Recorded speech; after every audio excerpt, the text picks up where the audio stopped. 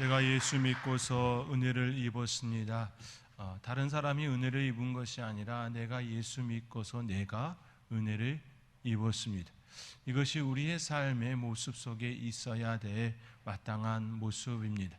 다른 사람의 믿음이 아니라 내 생활 가운데 내 삶의 자리에 우리 하나님께서 은혜 베풀어 주신 것을 늘 품고 살아가는 삶, 이것이 우리 하나님께서 우리에게 바라시는 그런 모습입니다.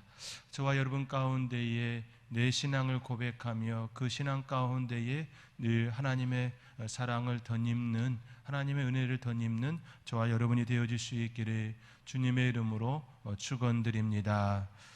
사울이 왕이 된 후 군대를 일으켰습니다. 블레셋과의 전투를 위한 군대였습니다. 지금까지 이스라엘 역사 가운데에 이러한 전쟁이 없었습니다. 지금까지 이스라엘 역사 가운데 가나안 전쟁 이후에는 먼저 전쟁을 일으킨 적이 없었습니다.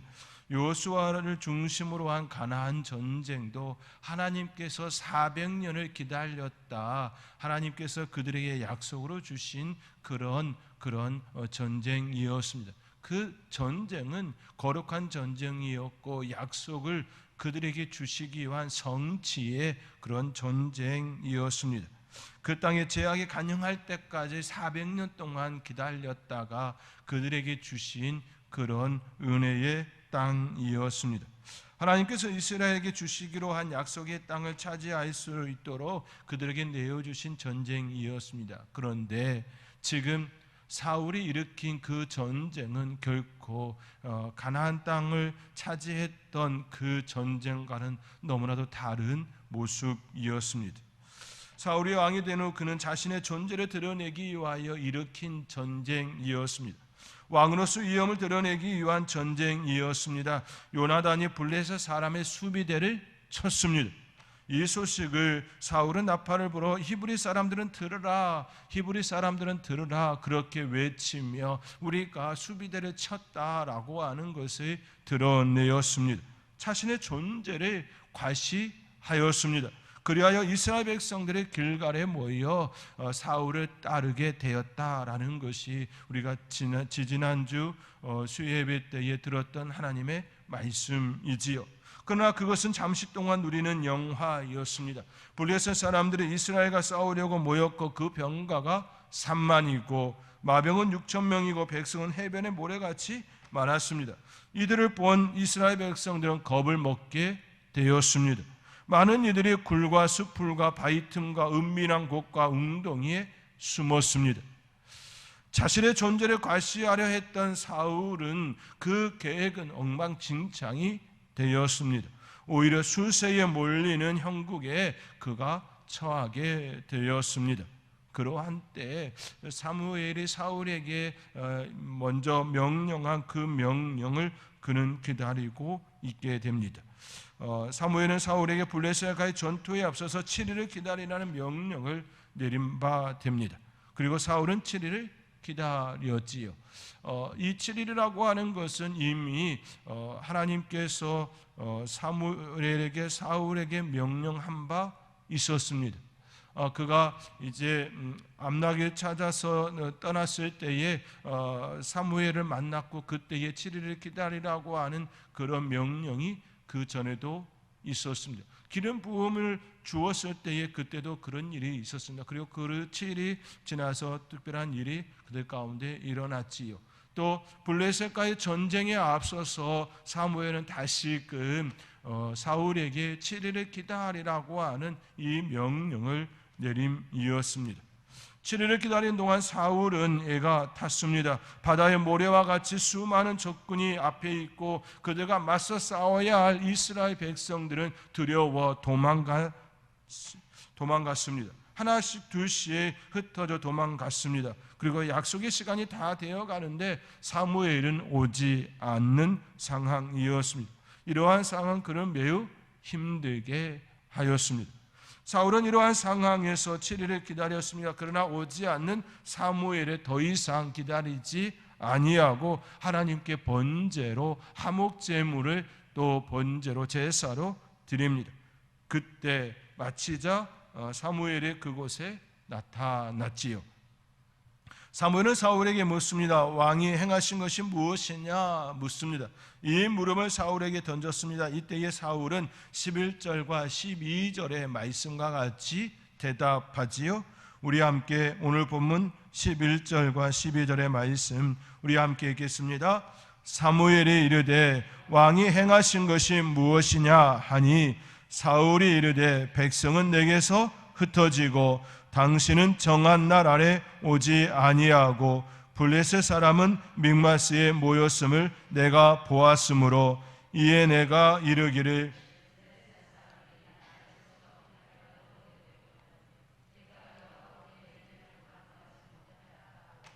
부득이하여 번제를 드렸나이다 하니라. 부득이하여 번제를 드렸나이다 라고 이처럼 대답합니다. 이 대답에는 많은 의미가 담겨 있습니다. 그 의미들에 대하여 몇 가지 오늘 생각해 보겠습니다. 첫 번째 의미는 자신을 살피지 못하고 변명하는 사울의 모습을 오늘 이 말씀 가운데 찾을 수가 있습니다. 사울은 먼저 자신이 잘못했다라고 이야기하지 않습니다. 자신의 모습을 살피지 않습니다. 먼저 변명하는 그 모습이 일어나지요. 사울은 부득이하여 어쩔 수 없이 내가 기다렸다 그러나 오지 않았기에 번제를 드렸노라고 이처럼 이야기합니다.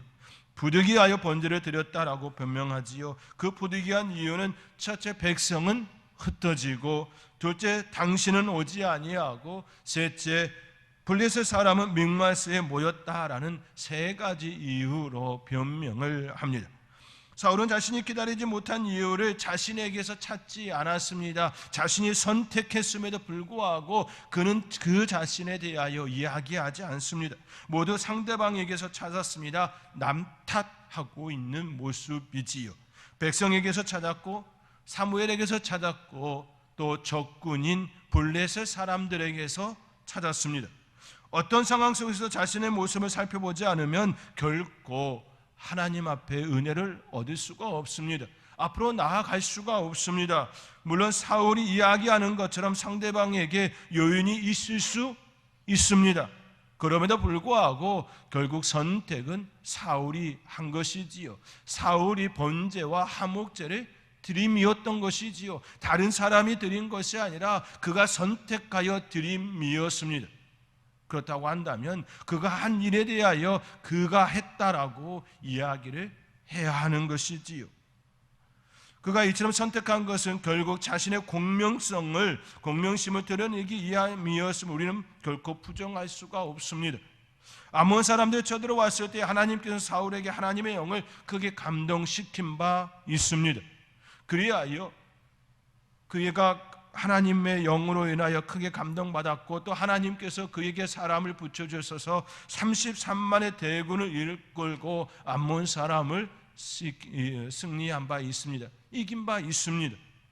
하나님께서 사울을 이미 높여주었습니다. 바로 그 자리에 사울이 가고 싶었음을 이 사건을 통해 엿볼 수가 있는 것이지요. 그때는 하나님의 영이 그에게 임하여서 그 일을 감당케 하였습니다. 그러나 지금은 스스로 그 자리에 나아가려 하는 모습인 것이지요. 기다리지 아니하고 그 자리에 그가 나아가는 모습입니다. 하나님의 영이 그에게 임함도 아니었습니다. 그저 자기 안에 있는 그 과실을, 공명심을 드러내기 위한 그런 행동이었다라는 말이지요. 자신의 존재 가치를 전쟁을 통해 드러내고 싶은 마음이었던 것입니다. 취하겠던 왕권을 초기 그가 이제 왕이 된 지 2년이 되었을 그때에 그 자신을 드러내고 싶은 그 마음에서 전쟁을 통해 근거하고 싶은데 오지 않는 사무엘을 탓하며 자기가 그 앞에서, 백성들 앞에서 번제를 드리는 그 모습을 드러냄이 되어진 것이지요. 나 이런 존재야 라고 하는 그런 모습이라는 것을 우리가 살펴볼 수가 있습니다. 여기서 그런 매우 큰 실수를 하였음은 인지하지 못했습니다. 그를 왕으로 세우신 분이 하나님이심을 그는 기억하지 못했습니다. 아니, 망각하였습니다. 그에게 기름을 부으시고 그가 왕의 제목임을 드러내기 위하여 그게 하나님의 영을 감동시키셨던 것이 한 번도 아니고 두세 차례 있었음에도 불구하고 그 지난 그 시간에 하나님께서 그에게 역사하셨던 그 은혜를 그가 잊어먹었다라는 것이지요.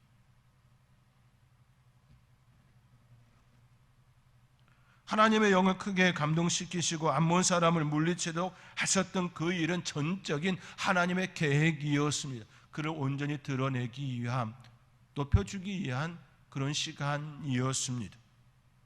그러나 지금의 사건은 그렇지가 않습니다. 스스로 높아지려는 모습에 기인된 결과입니다. 결국 하나님의 사람이 감당해야 될 그 자리에 스스로 그 자리에 올라섬이 되었습니다.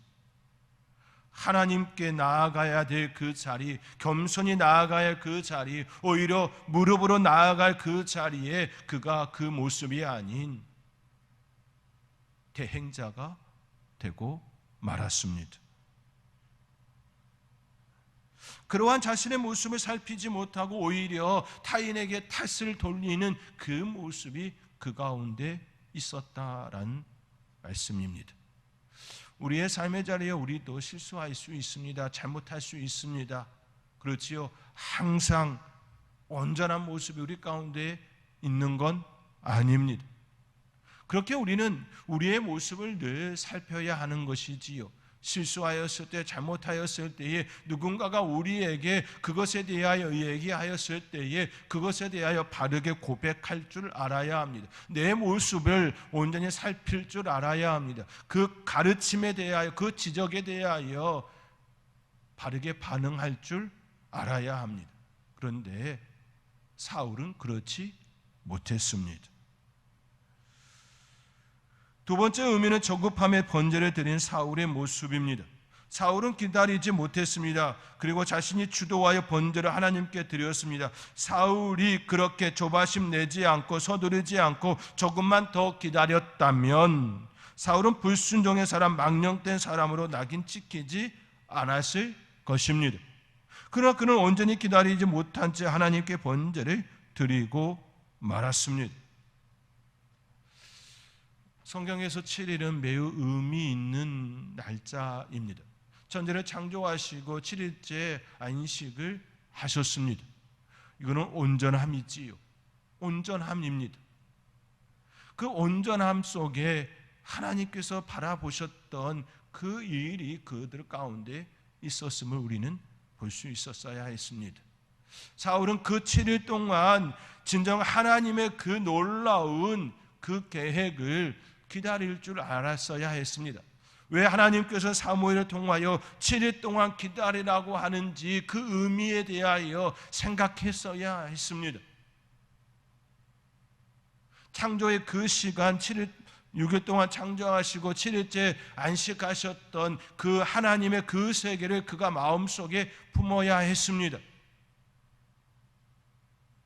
여리고성을 7일 동안 돌았던 그 사건에 대하여서도 그가 기억할 줄 알았어야 했습니다. 이스라엘 역사 가운데 7일이라고 하는 그 의미에 대하여 그가 그의 마음속에 왕이라면 마땅히 가졌어야 했습니다. 그 7일에 대한 그 의미를 가졌어야 했습니다. 그러나 그는 그렇지 못했습니다.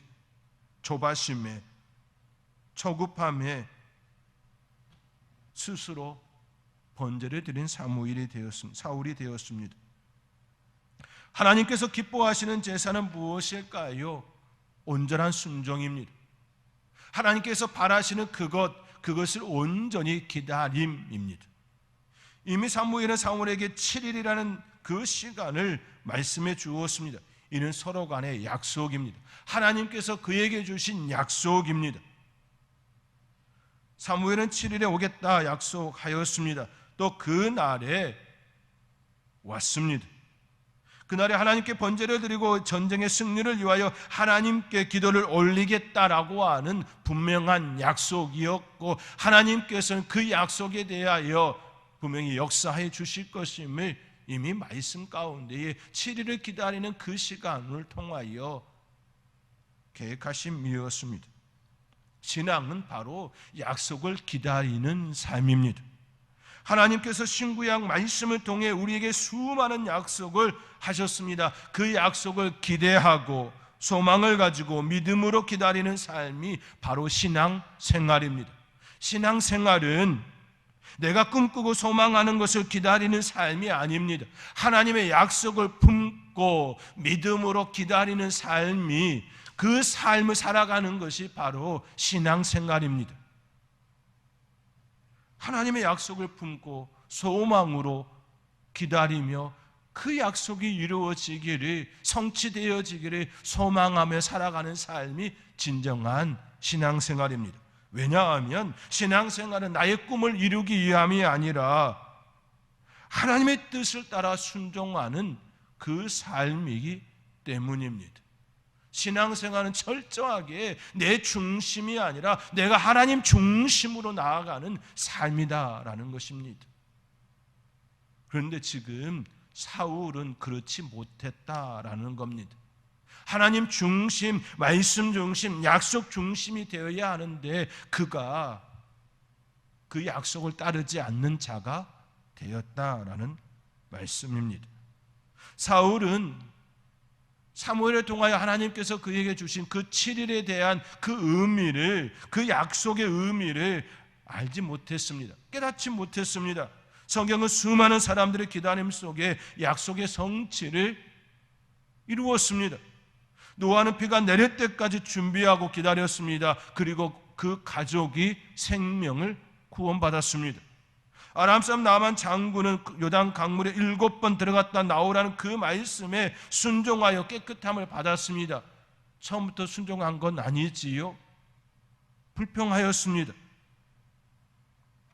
그럼에도 불구하고 그에게 말해주는 그 말에 따라 뉘우치고 순종으로 7번 온종일 순종함으로 그 7번을 기다리는 그 시간을 통하여 하나님께 치유함을 받았습니다.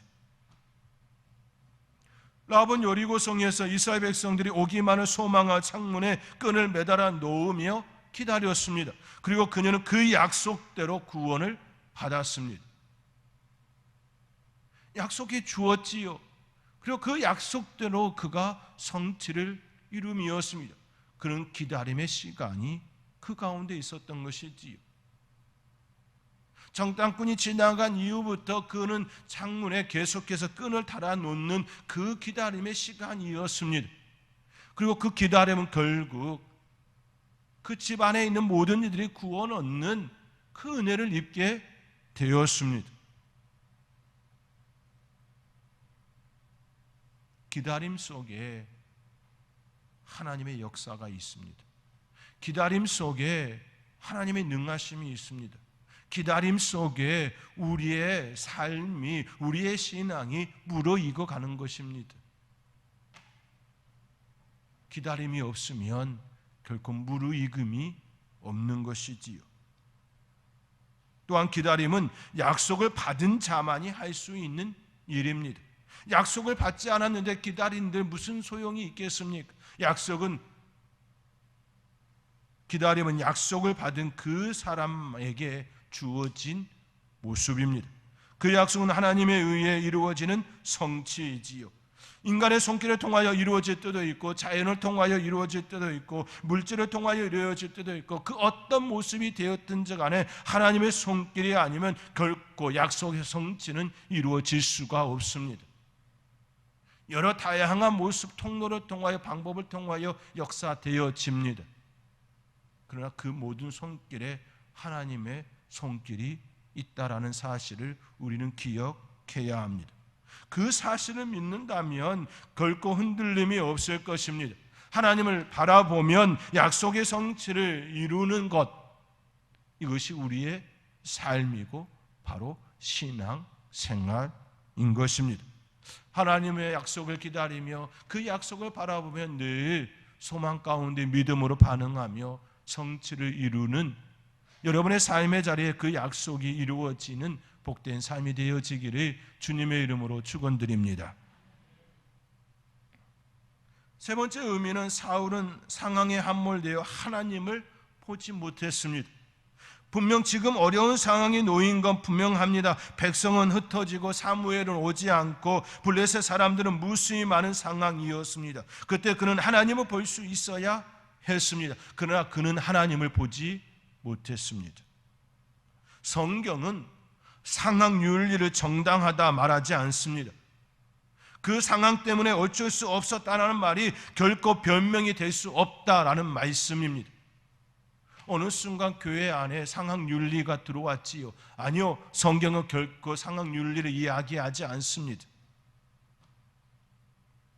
부득이하여 번제를 드렸다고 하는 그 말에 성경은 옳다, 잘한 일이다 그렇게 말씀하지 않습니다.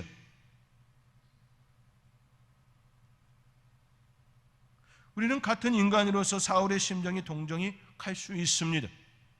이러한 경우에 세상에선 정상 참작을 하여 무죄 방면하거나 형벌을 주더라도 형량을 낮추어 주지요. 충분히 그럴 수 있었다라고 반응하며 그렇게 정상 참작을 합니다.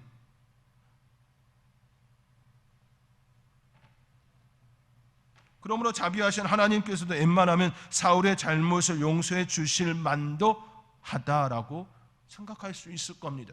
그런데 성경은 그렇게 절대 반응하지 않았습니다. 이에 대한 사무엘의 답변은 전혀 그렇게 나타나지 않았습니다. 오늘 본문 13절의 말씀입니다.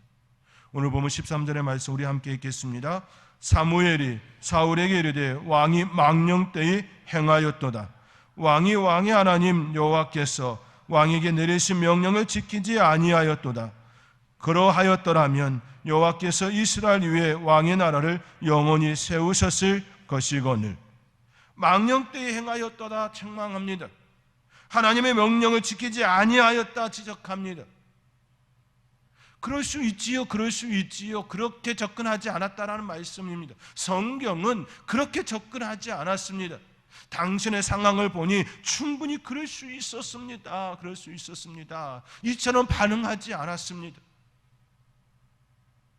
우리의 삶의 자리에 상황 윤리가 너무 많이 들어왔지요. 교회 안에도 들어왔고 충분히 그럴 수 있지, 그럴 수 있지 그렇게 자기 스스로를 너무나도 너그럽게 계속해서 봐주는 형태가 일어남이 되어졌지요. 하나님께 11조를 드림에 있어서도 내 형편이 지금 어려우니라고 하며 그렇게 접근할 때도 있지 않습니까? 내 삶을 더욱더 경건하게 유지시켜야 하는데 지금 내 삶의 모습이 그럴 수 없으니 하나님 조금 눈 감아 주십시오라고 그렇게 반응할 때도 있지 않습니까? 예배 자리에 철저하게 나아가야 하는데 그렇지 않았던 우리의 모습도 있지 않습니까? 비 오면 비 온다, 또 오면 덥다, 추우면 춥다 그렇게 반응하며 하나님께 기도해야 될 자리에 그렇게 열심으로 열정 다하여서 나아가지 못했던 모습도 있지 않습니까?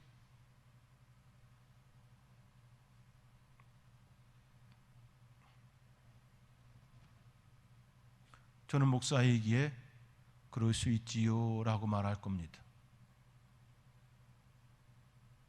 왜냐하면 우리의 형편을 전혀 고려하지 않을 수 없기 때문이지요. 그런데 엄밀하게 접근해 보면 사무엘은 사울에게 그렇게 하지 않았다라는 겁니다. 우리는 그렇기에 말씀으로 우리의 모습을 살펴야 하는 것입니다. 이런 얘기할 때가 참 어려울 때 있습니다. 그런데 성경은 상황 윤리를 얘기하지 않는다라는 겁니다. 우리 하나님께서 철저하게 예배의 자리에 대하여 엄하게 말씀하고 있음 또한 우리는 기억할 필요가 있습니다. 안식일을 거룩히 지키라고 하는 그 말씀, 지금 이 시대의 주일이지요. 진정으로 내가 거룩하게 주일을 경건하게 지키고 있는지 우리가 진정으로 살펴보아야 한다라는 거 아니겠습니까?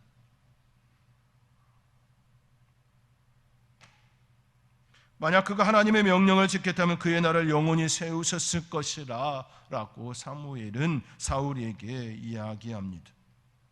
하나님 앞에서 죄는 결코 용서함이 없습니다. 너무 단호하십니다.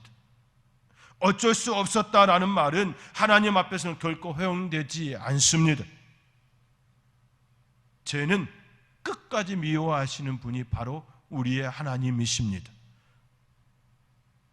그럼에도 불구하고 용서를 구하고 회개하는 사람은 용서하여 주시는 분이 또한 하나님이십니다.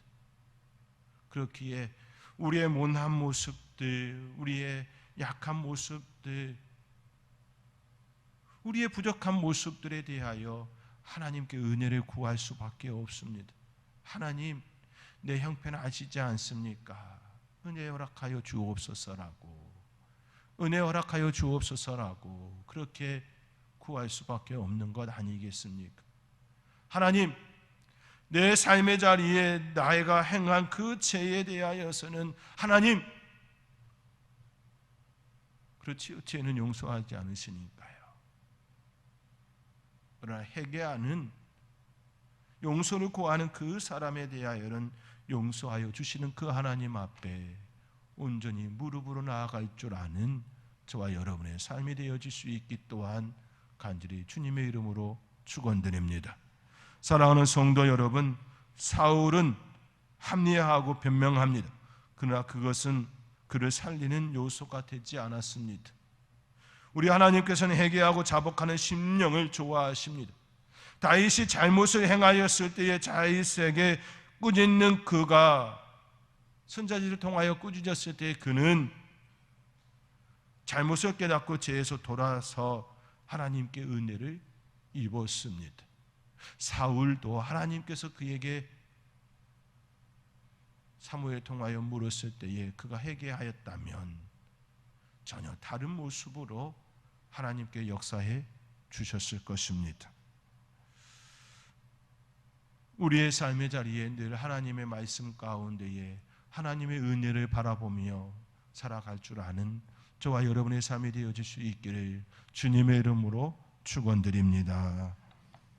기도하겠습니다.